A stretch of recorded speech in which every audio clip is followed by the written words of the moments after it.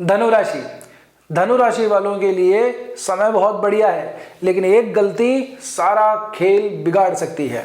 क्या है वो एक गलती? देखिए, शुक्र जो है आप लोगों के 12वें भाव में इतने दिनों से थे और 20 दिसंबर को शुक्र जो है आपकी ही राशि के अंदर गोचर कर चुके हैं। वैसे नैसर्गिक रूप से देखा जाए तो ये जो राशि है ये गुरु की राशि है और गुरु की और शुक्र की जो है नैसर्गिक शत्रुता है। लेकिन ध्यान दीजिएगा बात पे, मंगल और जो सूर्य हैं ये धनु राशि के अंदर बैठे हुए हैं, दोनों ही अग्नि तत्व के ग्रह हैं और राशि भी अग्नि तत्व की ही है। अब यहाँ पे व्यक्ति को जो है पराक्रम प्राप्त होता है, शौर्य प्राप्त होता है, राजनीति के अंदर अगर आप हैं तो नेतृत्व प्राप्त होता है, अच्छा पद प्राप्त होता है, व्यक्ति की जिम्मेदारियां बढ़ती हैं, उत्तरदायित्व बढ़ते हैं। और जब शुक्र यहाँ पे मिल जाते हैं, क्योंकि शुक्र हैं भौतिक सुखों के कारक और इनको मंत्री का भी दर्जा दिया गया है, तो राजा हैं, सेनापति हैं और फिर साथ में आ जाए मंत्री। तो ऐसे समय में होता क्या है कि व्यक्ति के अंदर थोड़े से ईगो क्लैशेस आने लग जाते हैं, अहंकार व्यक्ति में आ जाता है, एटीट्यूड व्यक्ति के अंदर आ जाता है, वाणी के अंदर, भाषा के अंदर, पर्सनैलिटी में, व्यक्तित्व के अंदर जो है एरोगेंस बहुत ज़्यादा दिखाई देने लगता है। तो आप लोगों को ये गलती नहीं करनी है, नहीं तो ये जो शुभ समय है आप लोगों के लिए थोड़ा सा खराब हो सकता है। अब आप लोगों के लिए अगर मैं बात करूं एक एक चक्कर के हर एक जगह की, हर एक पॉइंट की, तो सबसे पहले करियर को लें तो करियर भाव का स्वामी तो सीधे आप लोगों के 12वें भाव में गया हुआ है। तो ये दिखा रहा है कि काम से संबंधित चीज़ें जो हैं आप लोगों की बाहर ही तय हो रही हैं, यानी कि काम से संबंधित यात्राएं आप लोगों की ज़रूर हो रही होंगी। आप लोगों का अपने स्टेट से जो बाहर है वो ट्रैवल ज़रूर हो रहा होगा। और जिन लोगों का टूरिस्ट एजेंसी से संबंधित काम है, ट्रैवल एजेंसी से संबंधित काम है या एक्सपोर्ट इंपोर्ट का कोई काम है ना, शिपिंग से संबंधित कोई काम है, तो उन लोगों के लिए ये जो समय है ये फिर भी ठीक है। लेकिन दशमेश का 12वें भाव में चले जाना, अपने स्थान से तीसरे चले जाना इतना ज़्यादा ठीक नहीं है। कहने का मतलब ये है कि ये काम तो आपका बढ़ा रहा है, लेकिन साथ में आप लोगों को तनाव भी दे रहा है, मेंटल स्ट्रेस भी दे रहा है। तो वैसे घूमने फिरने का समय है, आप लोग चाहें तो छुट्टी लेकर के घूम फिर के आ सकते हैं। बात करें आप कुछ जॉब वगैरह के लिए, तो ऐसे समय में अगर आप देखेंगे तो इस भाव का जो स्वामी है गुरु, ये बैठा हुआ है कहाँ पे? सप्तम भाव के अंदर और लाभ के ऊपर 5 दृष्टि डालता है। अब क्या है कि जिन लोगों को नई कोई जॉब चाहिए है ना, साल अंत हो रखा है, अगर अनएम्प्लॉयमेंसी से अगर आप बैठे हैं या जॉब स्विच करके बैठे हैं कि कोई अच्छी अपॉर्चुनिटी मिलेगी तब आप काम करेंगे, तो उसके लिए ये समय ठीक ठाक है, कोई बहुत ज़्यादा बढ़िया नहीं है। हाँ, जिनका काम अपने देश से बाहर है, अपने स्टेट से बाहर है, तो उनके लिए समय फिर भी ठीक है। वीज़ा, माइग्रेशन ये क्लियर करने का टाइम है। आप चाहें तो बिल्कुल भी आप आगे बढ़ के अप्लाई कर सकते हैं, काम आप लोगों का बन जाएगा। बिजनेस की मैं बात करूं, व्यापार की बात करूं, तो देखिए व्यापार भाव का जो नैसर्गिक कारक है वो है शुक्र, और बुध को भी यहाँ पे बहुत ज़्यादा जो है ठीक ठाक माना जाता है। तो गुरु की यहाँ पे पोजीशन जो है व्यापार में थोड़ा स्थायित्व दिखाई देती है। हाँ, ऐसा जरूर हो सकता है कि बहुत ज़्यादा प्रॉफिट आप लोगों को ना मिले, एथिकल अप्रोच आप लोगों की थोड़ी सी बड़ी हुई हो कि इतना प्रॉफिट करने का क्या काम है, चलो छोड़ो, थोड़ा सा ही अपने को बहुत है। लेकिन इसके अंदर एक शुभ खबर यह है कि जैसे शुक्र का यहाँ पे गोचर हुआ तो सीधी 7वीं दृष्टि जो है अपने ही उस भाव के ऊपर आती है जिसका कारकत्व शुक्र के पास में है। तो शुक्र और गुरु आपस में है, समसप्तक बैठे हुए हैं, और यही नहीं बाकी 2 ग्रह भी हैं जो गुरु के पूरे मित्र बनते हैं, उनकी दृष्टि भी गुरु पे पड़ती है। तो इससे क्या है कि काम के अंदर भी जो है एक नया रोमांच बन के आता है, नई ऊर्जा बन के आती है, व्यापार के अंदर भी नए नए इनोवेशन बन के आते हैं। शुक्र का सीधी दृष्टि यहाँ पे आपको काम के अंदर लाभ दिला रहा है, तो व्यापार के हिसाब से भी समय बहुत बढ़िया है। तो अगर कोई आप प्लान कर रहे हैं कि यार अपन थोड़ा सा आगे बढ़ जाते हैं, है ना, साल है तो इसमें कुछ नए नए एक्सपेरिमेंट करते हैं, कुछ नए प्रोडक्ट्स लॉन्च करते हैं, तो उसके लिए आप लोगों के लिए टाइम बढ़िया है, क्योंकि शुक्र जो है आप लोगों के लिए लाभेश भी बनते हैं। 11वें भाव का स्वामी शुक्र ही है, तो आप लोगों को लाभ जरूर दिलाएगा। बात करूं मैं आपकी वेल्थ एंड प्रॉपर्टी की, तो वेल्थ और प्रॉपर्टी के लिए समय जो है अमूमन इतना ही है जैसा पहले की था, कोई खास विशेष परिवर्तन हो नहीं रहा है। एक परिवर्तन होगा, वो होगा आप लोगों का सप्ताह के आखिर में, यानी कि 28 और 29 दिसंबर का जो टाइम आएगा तब चंद्रमा यहाँ पे गोचर करेंगे 4थे भाव में शनि के साथ में। अब शनि और चंद्रमा की ये जो युति है इतनी ज़्यादा अच्छी नहीं मानी जाती, तो आप लोगों के लिए ये प्रॉपर्टी को सेल करने का फिर भी टाइम ठीक हो सकता है, लेकिन नई प्रॉपर्टी लेने के लिए अच्छा समय नहीं है। हाँ, जिन लोगों का कोई कंस्ट्रक्शन से संबंधित कोई काम है, रियल एस्टेट का काम है, बिल्डिंग मटेरियल का काम है, या ऑयल पेट्रोल इस तरह के कोई काम है, तो उसके लिए बढ़िया टाइम है। और ये समय जो है आप लोगों को उपयोग में ले लेना चाहिए, ना सिर्फ चंद्रमा के गोचर से, अमूमन पूरा सप्ताह ही अगर इस तरह के काम अगर आप लोगों के हैं तो वहाँ पे आप इन्वेस्ट कर सकते हैं। लेकिन नई प्रॉपर्टी वगैरह खरीदने के लिए कोई बहुत बढ़िया समय ये नहीं है।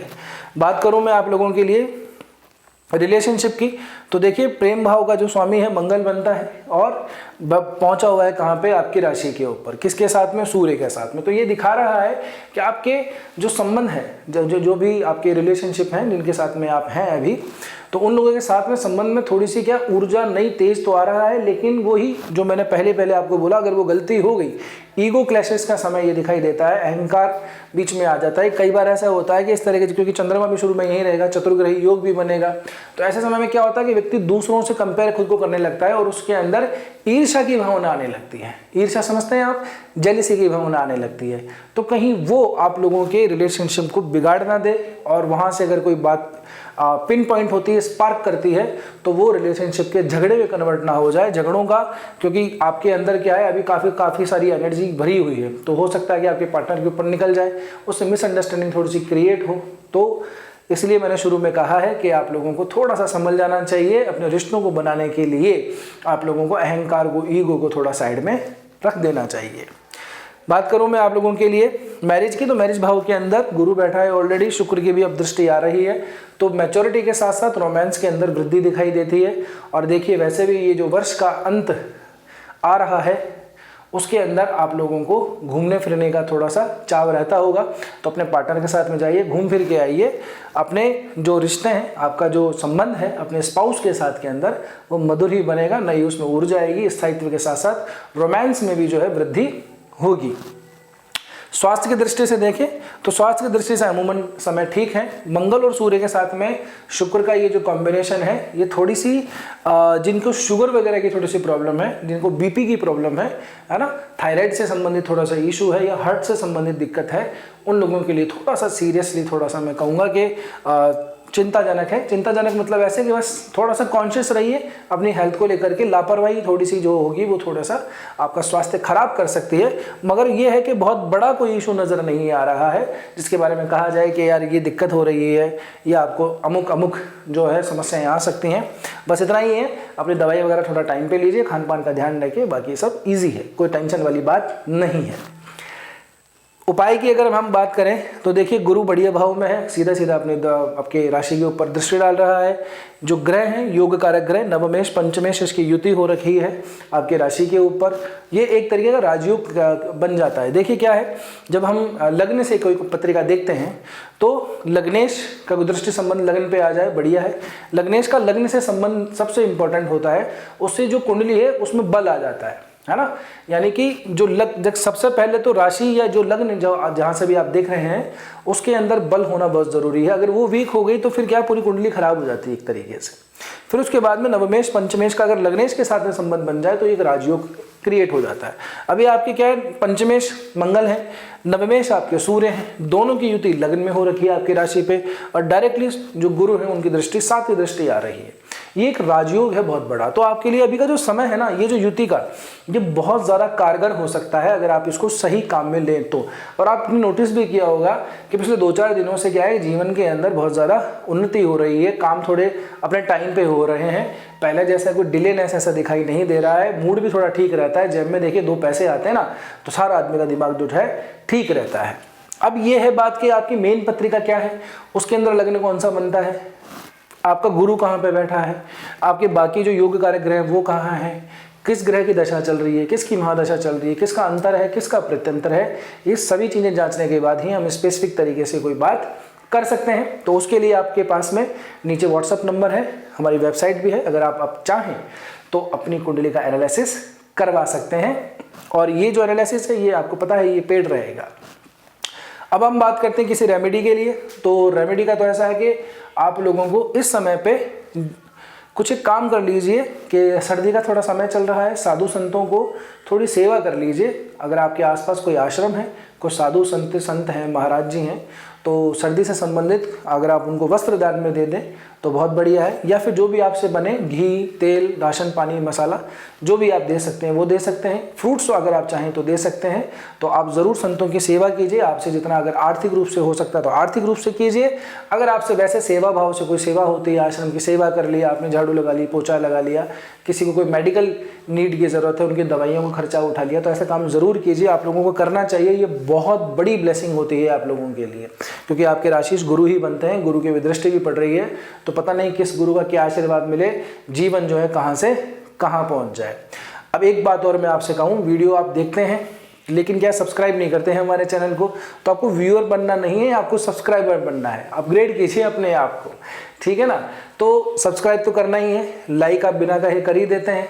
अब एक काम और कर दीजिए, वीडियो को हाइप कर दीजिए, क्योंकि नया यूट्यूब ने एक नया ट्रेंड चलाया है, तो उस हिसाब से आप हाइप कर दीजिए, जिससे क्या है कि सही वीडियो सही आदमी तक पहुंच सके।